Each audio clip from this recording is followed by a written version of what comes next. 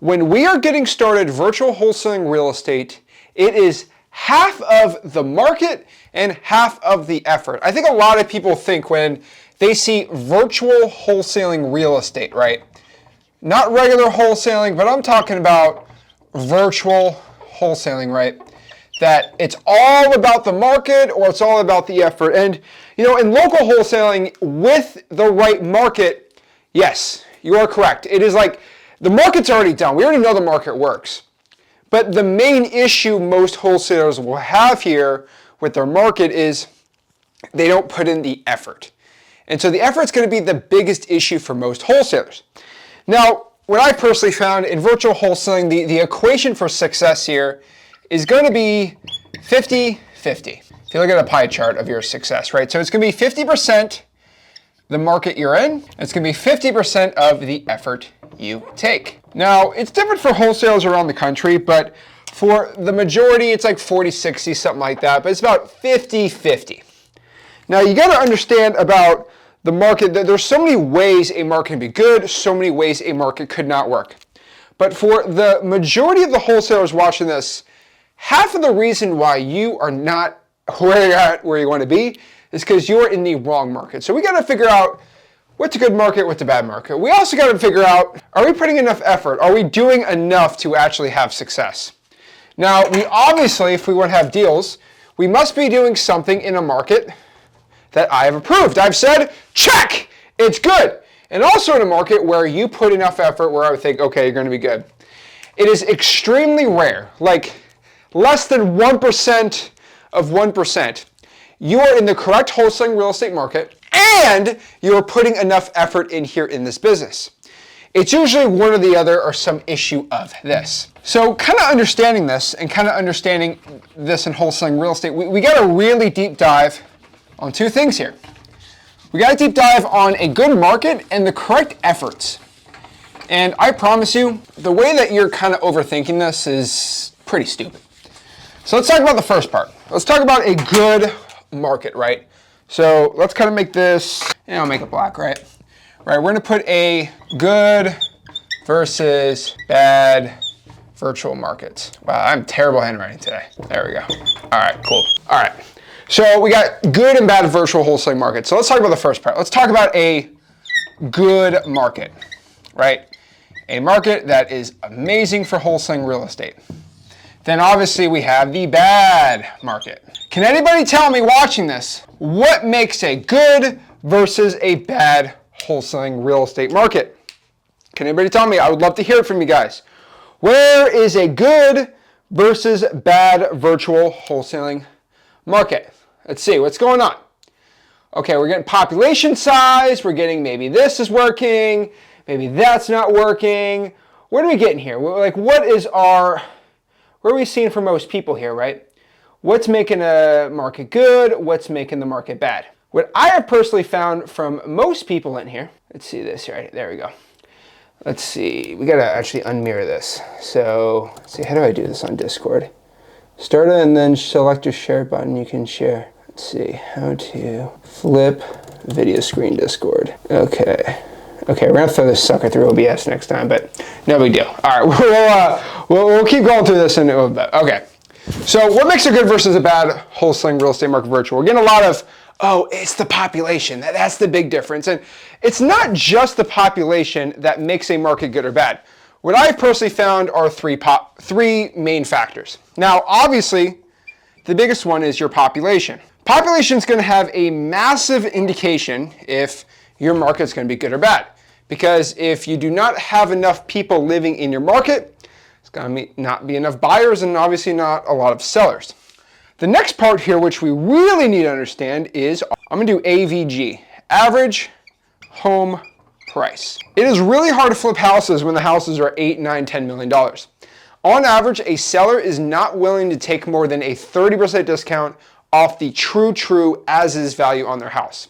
Personally, that is what I have found. Now, the one thing I'll tell everyone watching this is 30% is the average of like the peak, right? Like you could get a 30% off somebody's $400,000 house. It does happen, but it is a lot less common. It is way easier to get somebody to get a 30% discount on their $100,000 house versus $100,000 versus 30% off of like a $1 million house. So that is the main concern for everybody, right? It's like, oh, what do I do? So the average home price that I personally found is going to be a main factor. Now, we want to be under like 500K is where I want to be at.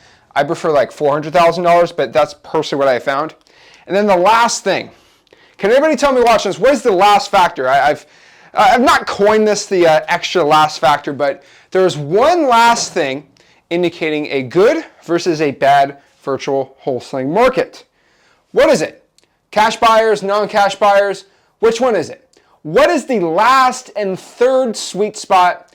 The last thing telling us if it's a good virtual or bad virtual wholesaling market. Now, I record a lot of videos about this topic, and I've been thinking about this really hard. We're kind of going back to the drawing board on next leads and doing a lot of market research, some cool AI things for the next update, and it's really got me thinking and going back to all my previous deals and doing a lot of research. Now, I've kind of been thinking about this really hard. So if this was the case, if population, we went over 100,000, so write that, over 100K for the county, right? That's roughly what we want. If it was the case that population and average home price was everything, there'd be a lot of markets that were amazing for wholesaling. For example, chat, let me know. I'll write it right here, Is Chicago, is New Mexico, let's kind of write, these are the fun one where like another criteria is meet. I think those are the two main ones I'd probably say. Let's do Idaho. There's some markets in Idaho that are like this. I'm gonna put Pittsburgh and Macon, Georgia. Okay, so 1, 2, 3, 4, 5. Okay, these are 5 markets, okay, that meet this criteria. The population's high in some of these areas, and the average home price is under 400,000. But why do these markets absolutely suck for wholesaling? Oh, I'm telling you to your face. I don't care whatever you want to tell me, I don't want to hear it. Chicago sucks for wholesaling. It's not a good wholesaling real estate market.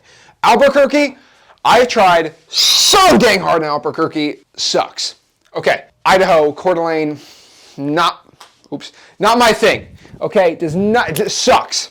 Pittsburgh, Pennsylvania, though it should work, does not work. Macon, Georgia, I've done deals in Macon, it's not the best. So they meet this population, they meet this average home price, it's like, why isn't this cooking, right? Another one is Lexington, Kentucky. I don't know why. Lexington, Kentucky. KY, I don't know why. Lexington, Kentucky on paper should work, don't work for me. Tampa, Florida, maybe. Orlando's another one like this. Orlando's not like this hot hub for wholesaling I found. It's like all these cities, Tucson, Arizona. We can go on and on, guys. There's markets that meet this criteria, but they just don't they don't work. They don't work in wholesaling real estate. It's like, well, if these were the 2 criteria, then these should automatically work, which means like your theories and stuff sucks. No.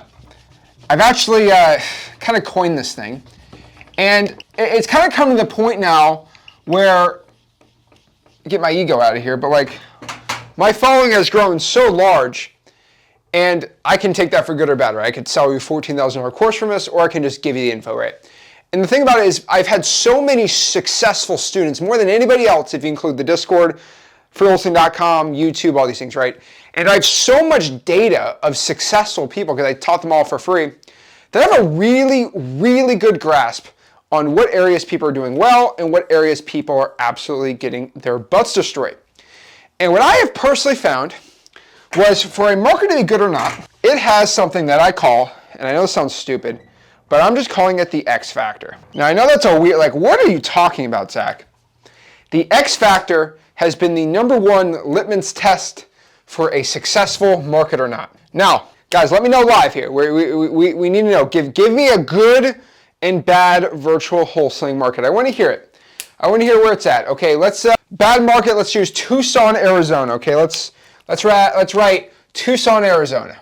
Okay, Tucson, Arizona. That's a good bad market we can do some research on.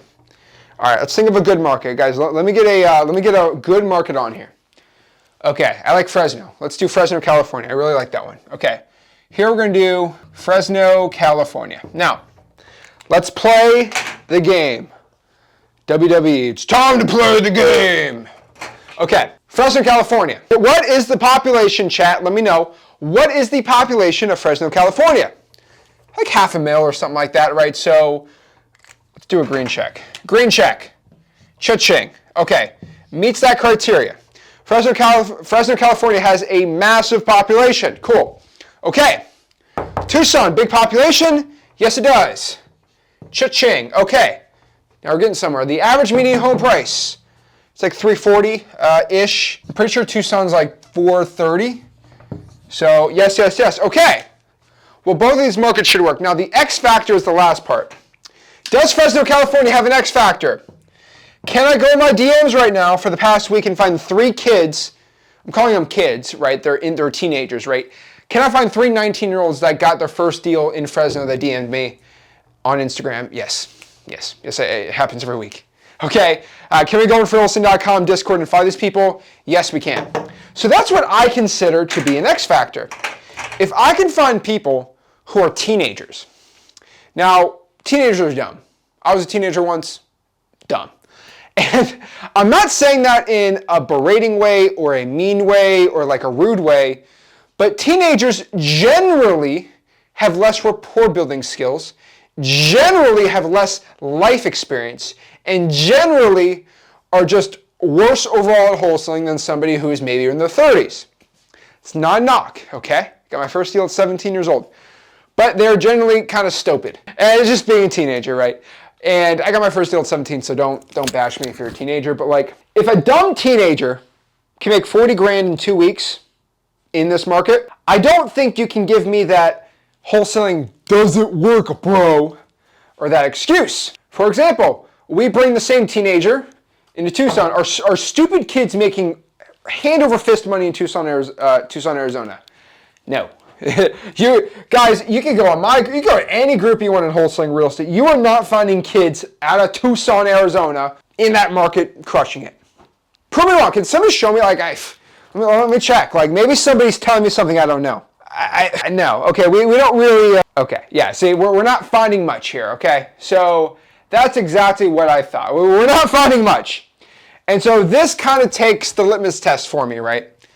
We could do this all day. Clarksville, Tennessee. We got so many interviews from people from Clarksville, Tennessee, right? Whatever market you want to find, if I am not finding teenagers who are stupid, making stupid money, that's it. The reason why I look at it like, if those kids are way younger and way dumber than you, who is older, smarter, and wiser, can probably double their skill set. That's it. That's how you become successful, right? One of these is Gastonia, North Carolina. Didn't know much about it. I didn't really like Charlotte as an area, but a bunch of these people who I don't think were the best wholesale, like, they're absolutely doing well there. And that's some really like smart people I saw started doing well there, but like, hey, put that in this thing, right? And finding a good virtual wholesaling market is just that simple. If somebody has posted a check in our communities, at least more than one, and they're a teenager, like, boom, you're good to go. If you don't find any and they don't meet this criteria, it's not a good virtual wholesale market. So like that's number one of figuring out in virtual wholesaling, how to find a good market, how to find a good list, how to get the right effort in here.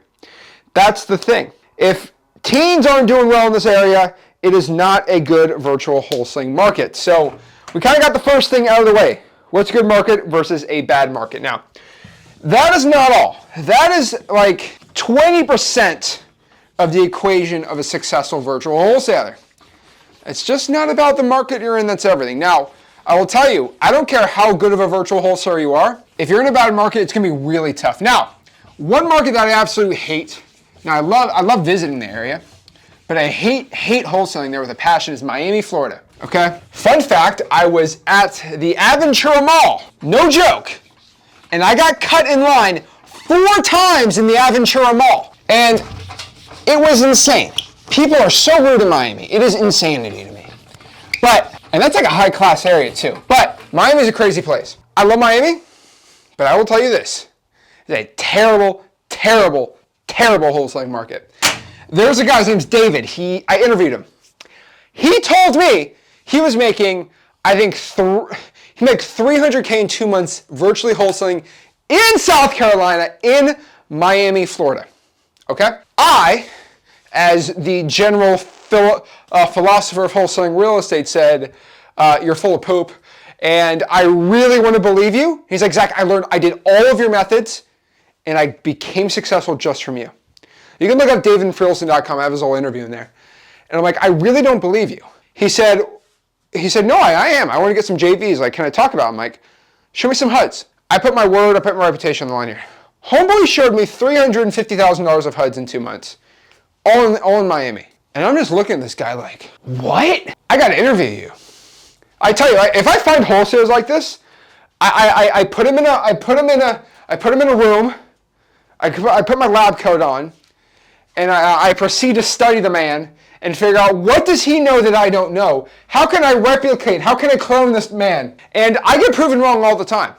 Now, I have not found more than one David in Miami. He has some niche. I think he has some secret sauce he's not telling me that he's able to just crush it there. I have not been able to do it, and pretty much no other wholesaler has. So there are exceptions to the rule. Do not think this is like the absolute law, the absolute rule for wholesaling real estate, but I am saying it is true. Now, what is the equation for your success in wholesaling, right? What is the success formula? Zach, what is the secret equation for virtual wholesaling success? For virtual wholesaling. I'll show you what it is right here. I will give you all of my secrets today. All right, all for the price of $4,000. If you join my webinar, hop on a call. We'll teach you everything you need to know. Okay, I'm just joking. All right. So virtual wholesaling is about, does everyone know that Fort Minor song? It's like 10% of the name of the game. It's in my head. I was thinking about it when I was writing this today. I was like, it's like 10% effort, 100% reason to remember right? Something, right? So it's about 20% the market. All right. Maybe somebody give me the lyrics in the chat. But it's like 20% market. 20% market. It's going to be about 30% the type of list that you have, right? About 15% of your action. I know that sounds stupid, but virtual wholesaling is a little crazy. And then what's the equation here? We got 45, 65, 30 discipline. You know what? I'm going to call it, what did I call it? I like this word a lot better. I call it accountability. Actually, no, let's not even, I don't even want to use accountability. We'll call it 30% ownership. I like ownership right now. Ownership, and that puts us at 60, 75, and then 5% luck. They might be like, Zach, what in the world are you smoking right here? What are we talking about? Well, for most virtual wholesalers, the name of the game is being in the right market and doing the right work in said market. Now, luck does have a name in the game. 10% luck, 20% skill, 15% concentrated power of will. There we go. But basically, this is my Fort Minor song. 20% market, 30% list, 15% action, 30% ownership, and 5% luck is my secret formula for virtual wholesaling success. And that's really going to be the difference between you doing well versus you not doing well at all. Now, that is my Fort Minor song. Now, how do we kind of go through this equation and really understand it? Well, again, first and foremost, your market's going to be pretty important. If you're in the bad market, you're not going to do success. But good market is going to be, first, you're going to just get good luck overall. You're going to get luckier sellers. You're going to people that want to get more of a discount on the property. You're just going to get more leads in general. And you're overall going to have a more pleasant time when you have to cold call and do all that other crazy stuff. With lists, your lists are going to be pretty important, right? Obviously, the more niched out is better. Niche over everything else. On top of this too, you need good skip tracing. Do not pay for stupid 9-cent skip tracing. You are going to be destroyed. You put the 1% skip, everyone knows about me and my skip tracing. True people search, background checks, or X leads. Those would be the skip tracing that I personally would use. On top of this too, I do not understand how wholesalers just don't want to do this, but you should partner. Not like have a 50-50 partnership with somebody, but you should generally have some sort of boots on the ground type person, right? You're watching this on our Discord. We almost have 20,000 people in here. Can you find one person living in Louisville, Kentucky if you live in South Africa? Maybe they can drive for dollars and give you a list and you guys can work together. That partnership is a special list that you as a virtual wholesaler cannot do, telling you, it just adds for your success. I like niche lists. You can get some AI lists. I would say an X leads list if you have bigger marketing. X leads list would be nice. Not a necessity, but maybe AI or something like that. 50% is going to be the action. It's just going to be sheer, number one, it's going to be, if you have a good script, that's going to help you out a ton with your action. Number two, it's just going to be a clear focus on your work. What I mean by this is, if you work 4 hours for your calling and you're scrolling on your phone half the time, that's just bad focus. You ain't going to really get anywhere. So action is going to be really important here. And you got to remember, a very important part about your action that nobody kind of talks about anymore, but it's just embrace the suck. And I don't know the best way to describe this, but guys, cold calling sucks. Texting sellers suck. There are so many better things to be doing with your time for enjoyment, right? You can watch some great TV shows, some great things out there, sports, TikTok, Instagram, all these social media apps, right? There's so much good stuff and fun and amazing things, but it's gonna suck. And I think a lot of people don't look forward to calling or texting or driving for dollars because they view it as something that sucks. They view it as something that's not fun. You need to embrace that it's not gonna be fun. You gotta just find a way to enjoy the work. And you have to almost, just hypnotize yourself and just start grinding so hard you actually start enjoying it. You gotta be that crazy. For example, working out, getting jacked, right? There are people, and I know this sounds crazy, that genuinely enjoy going to the gym and lifting weight. They enjoy lifting weights. It's fun to them. Why there's another person who lifting weights is absolutely the most brutal, annoying, terrible thing in the world. People like that running, they enjoy running. I gotta get my running for the day. I love running. And people absolutely hate running. Leg day is the same way. Some people are they love leg day, and I'm like, dude, what is wrong with you? I got a couple questions. But why do you enjoy leg day? It is not fun. But if you embrace it and actually enjoy it, so why do a lot of people enjoy tasks that suck? Have we ever really gotten into the psychology of this? Now, I have a mental issue. I don't think it's been formally diagnosed. But if I'm not making money, I am not happy. Let's write Zach's happiness chart, okay? If I am getting to the bag, I am very happy. If I am not getting paper, I am therefore sad. So do we understand this chart of Zach's mental health as of 2025? If I am not getting money, I am sad. If I am making money, I am happy. And you gotta be on that wavelength. If I'm not doing at least 3 or 4 deals in the day, I'm not feeling good. If I don't get 3 or 4 checks coming in the mail for the day, I generally am not happy compared to if I am. Now, that is definitely a mental disease and something I should seek a therapy for, but I don't really care because this little mental issue is making me cash. So this is why I don't like scrolling my phone during the day. I'd rather just go out here and work. I know this is crazy, but I've basically gone to the point where it's I'll watch a TV show and I'm like, dude, this is cool and all, but I'd literally rather be working. So if I watch TV or something cool, I usually do it at night when I physically can't call somebody at 11 p.m. at night. I know that sounds insane, but oh, you're all materialist, dude. It's not about materialism. It's about growth and all these things, but you gotta remember, I actually enjoy working out. I enjoy all these things, but I like enjoying work when working out when times where it's not appropriate to work. So that's but guys, embrace the suck. Kind of hypnotize yourself to enjoy making money. I know society and people have told you that you need to go out here and just have a balanced life and all that. I'll be honest with you. Anyone that has at least some sort of nice net worth, 5, 10, 15, 20 million dollars, they never achieved it with work-life balance. There's nobody that's going to tell you this to your face except for me, but whoever else is telling you this does not have a $10 million net worth. The one thing I'll let you know is nobody has achieved the level that I'm at or above having a work-life balance. And I know it's crazy to say, and I chose to have this unhealthy obsession, this non-work-life balance when I'm not married, when I don't have kids. So eventually I can just kind of ride off that success and just compound interest it up and go to the moon, versus when you have kids. But you cannot have balance. And don't believe you can have balance. You have to have your own type of balance. So if that means you go on one date night a week, that means I don't care whatever it is for you.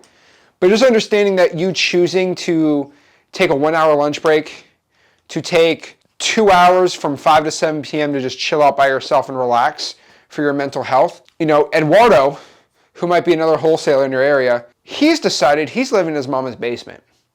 And he wants to not live in his mama's basement. He cannot, chicks don't dig that he lives with his mama in the basement. And that's motivating him to work from 5 to 7 p.m. when you are taking a chill pill and a break. And he is now putting 2 extra hours of work.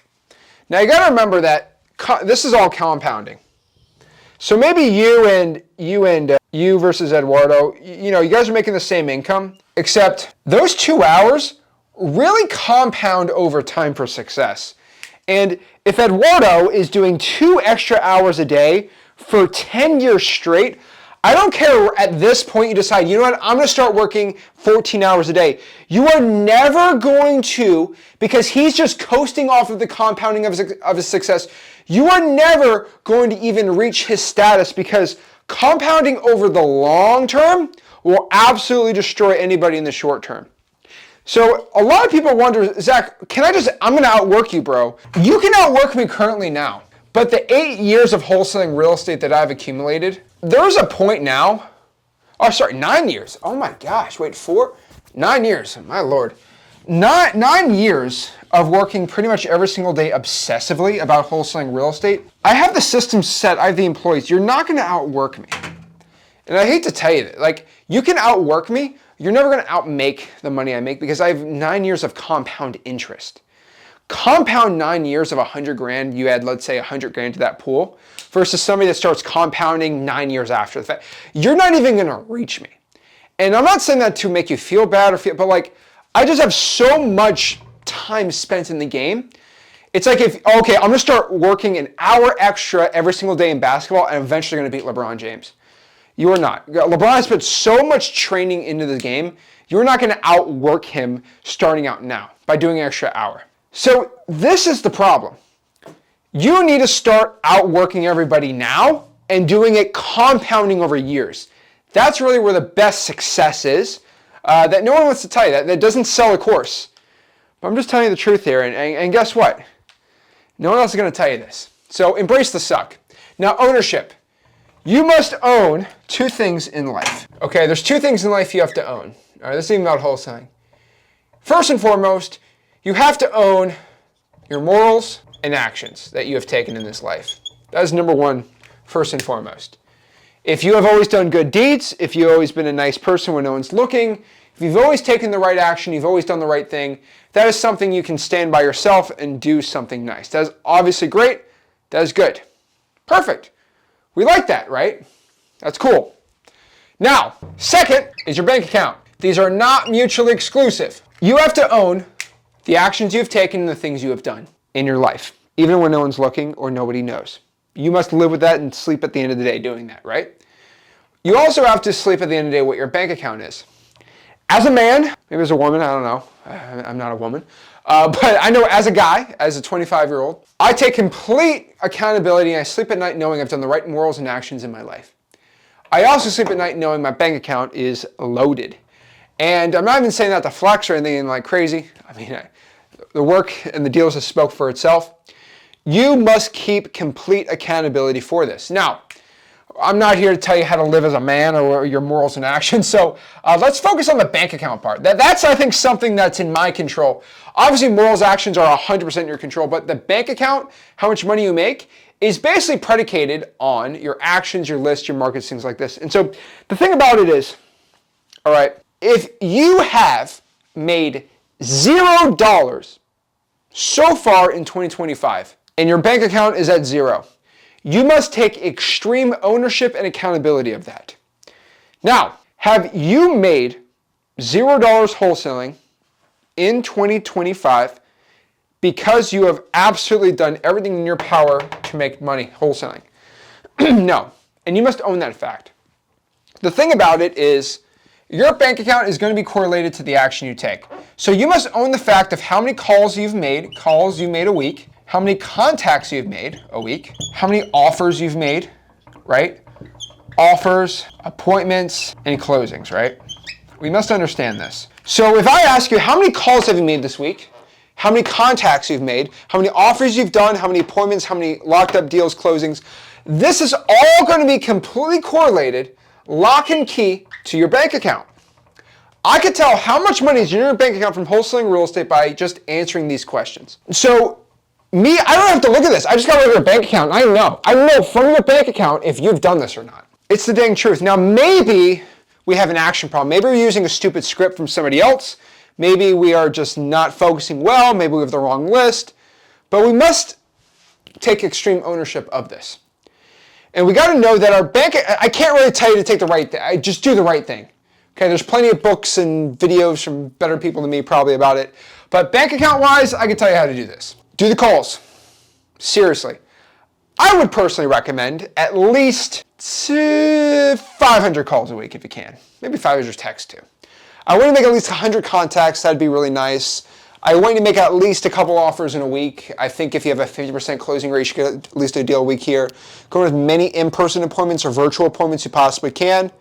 And just close a bunch of deals. But you must take 100% accountability at the end of the day when you go to sleep that you have done this. So just say this to yourself. And I know this sounds crazy, but you're not listening to a sane person. You're talking to somebody that absolutely lost his mind in the process of wholesaling real estate that now I'm completely obsessed with it. It's all I think about half the time. But that's cool. I think that's fine. We might need one person in the game that is completely gone psycho in wholesaling, and that's all he thinks about. But I make a lot of money doing it. But the thing is, after analyzing so many people, right? There's not one person who has more people in my coaching program than anybody else. It's free, freewholesaling.com. Check it out. I mean, you guys are in the Discord, but like your bank account is completely tied to all what you're doing here. So it makes a lot of sense that if we want our bank account to go up, we should increase the amount of calls we do. We should do more contacts. We should make more offers. We should do more appointments, and we should close more deals. It's just pretty simple. If we want to make more money, if we want our bank account to be bigger, we got to do more of this. Simple. All right? And then you can sleep at night knowing you did the right thing. Now, luck's a funny thing. Luck's a funny thing, okay? 5% of your skills in wholesaling is luck. And I could tell you that luck is just like a lottery ticket. I have hit the lottery in wholesaling real estate. I have done $125,000 deals. I've done so many $90,000, $80,000, $115,000 deals. I've done a lot of deals over $100,000. And I consider each one of those really lucky. But luck is when preparation meets opportunity. So the thing is, if I presented a $100,000 wholesaling real estate deal, okay? This is a $100K check, all right? $100,000 contract that I'm gonna make a ton of money on, right? Like, this is the deal of a lifetime. The seller has approached me for my call, right? This is like the money, holy, like deal of the lifetime, right? Like right here. Oh! All right, we'll put a little angel, little angel halo. It looks like a donut, but who cares? The $100,000 deal of a lifetime. It has now presented it to us. That's a lucky deal. Do you know wholesalers squander this deal and they kill it with their bare hands every single day? Because when you take this special $100,000 deal, you have to take it. It's like a little puppy or a little baby deer. You have to hold it. You have to make it warm. You have to treat it correctly. You got to give it kisses and hugs, and you got to nurture it so it turns into a strong dog. Some of y'all just throw that sucker and you end its life. So when you have a good deal, a luck, like an actual seller that's going to roll over for you, you still need to lowball them, right? You still need to use the right scripts. You still don't be a weirdo. I know that's a funny one, but it's not. Like, don't talk, hi, my name is Zach. Like, when you speak like that nervous, you guys got to practice more. Go in the Discord voice chats, hang out with people in the lounge. Like, you cannot speak like, if you speak like that to a really good deal, you're not getting that deal. So you guys actually get lucky sellers. You just just don't do it the right way, right? Use the right scripts. Don't be a weirdo, and just kind of follow the process. Process is, again, at freewholesaling.com. That's all you got to do, and that's how you get lucky. Luck will, if you want more lucky deals, you just got to show up. So if you cold call 100 times in a year versus cold calling 30 times in a year, I promise you, you'll have 3 times more lucky opportunities than the person that only does 30. Why? Guys, if you decide you want a lucky day in wholesaling, you have to show up every single day. Think of it as a lottery ticket. If you submit 500 lottery tickets versus 4, you are way more likely to win. And these odds aren't 1 out of a quadrillion. These are like 1 out of 200 odds, 1 out of 500 odds. You put 400 lottery tickets in something like that, you're going to win. 80% chance of getting a really lucky deal, making $80,000, $90,000 on a deal. So you want luck, show up more and do more work. The more action you take, the more luck you get.